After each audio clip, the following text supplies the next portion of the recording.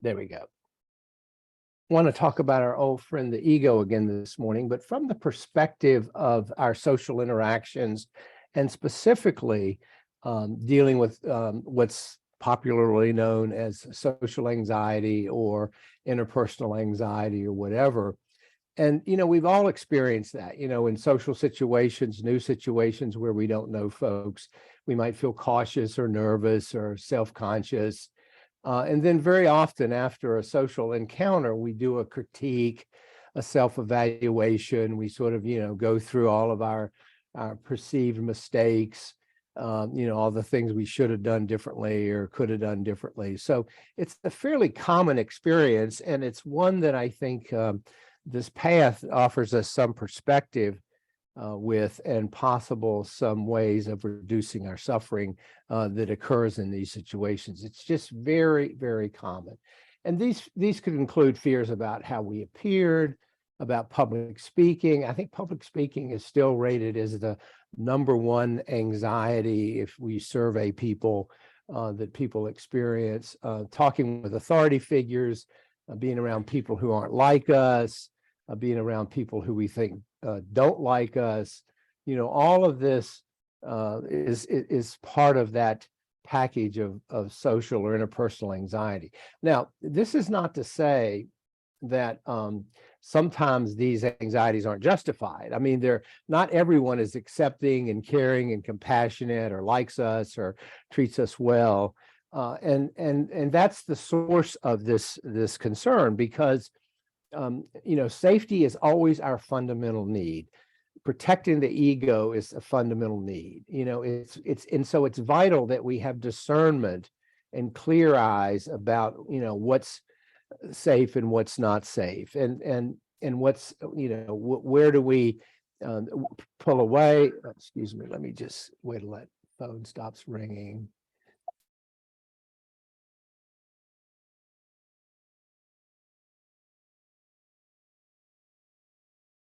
But the problem is it can generalize, is the term we use, and this anxiety can become chronic. It can become a habit. It can become hard to shift it. Okay. And so the challenge is, again, noticing how can we be aware of the cost of this at times unnecessary and not helpful anxiety. I mean, a certain amount of it is helpful if it kind of makes us pay attention and be present, but it very quickly tips over into self judgments, self-reflection of a negative sort. Because besides just feeling bad, we tend to contract, withdraw, hold back, shut down. And so can we set an intention to use our discernment to decide what situations socially are either neutral or not threatening, and what situations socially do we want to maybe stay away from or handle more with more discrimination. Because remember that our nervous systems evolved, every one of us, to be easily hijacked by alarm, by perceived threats.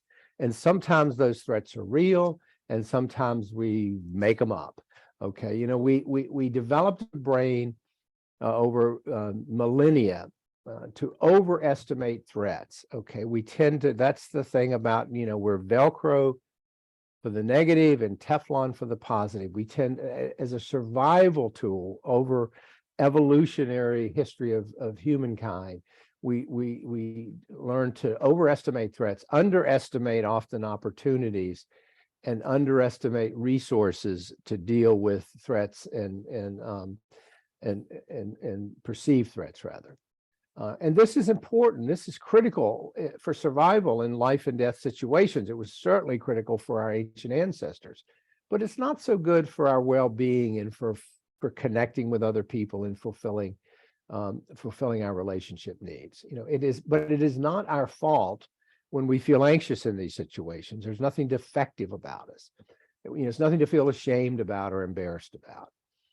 So how do we bring our practice to this scenario, to these experiences? Okay. As we always do, we start by noticing the discomfort in the body. We go to the body. And the signs are pretty obvious. I mean, we might get sweaty palms, we might feel that we're blushing, we might feel self-conscious. And then we go into the thought stream. We go into the story we're telling ourselves, like, oh gosh, nobody here likes me, or I should have worn a different jacket, or I'm stumbling over my sentences, or some kind of second arrow kind of negative judgment, which just ramps up our anxiety. Okay. But if we step back from that and understand that this is what happens, this is what minds do, and can we get some distance from it? Can we step back from it? Can we notice the messages we're giving ourselves? Are those messages supportive, like it's okay, probably everybody here is feeling the same way, or are they messages that are filled with doubt and self-criticism? Can we cultivate self-compassion in those moments? Can we use that self-compassion to soothe ourselves? And more importantly, and I'm guessing Phyllis is going to talk about this tonight, pay attention to the breath. Is it rapid and shallow, which signals activation, anxiety, stress, or is it slow and deep, which is going to relax and calm the nervous system? Okay. And can we feel the freedom? Can we lean into the freedom and reduce suffering that comes with caring less about what other people think and how they think and how we think they're judging us? Okay. Enjoy the sense of freedom that this practice brings, the greater ease, the confidence. It's like this now. And yes, I'm feeling anxious, but so what? So is everybody else. And I'm going to just be myself. Okay. Notice how we can be more relaxed, more patient, more open, and more caring with other people when we're not feeling anxious. And one of the things I found that really has helped is if I engage with you, if I come out of myself and say, hey, who are you? What's up with you? How are you doing? Tell me about yourself, whatever. It shifts it out of me onto you. I can respond to you with interest, with compassion, with whatever, with curiosity, but it will often help me get out of my own head, get out of my own story, get out of my own interpersonal anxiety. So let me leave it there. There's much more I could say about this. It's a very large topic, but I just wanted to give you an overview of it from the perspective of the practice and how we might approach it a little differently. So I'm gonna leave it there and let's have some thoughts about it.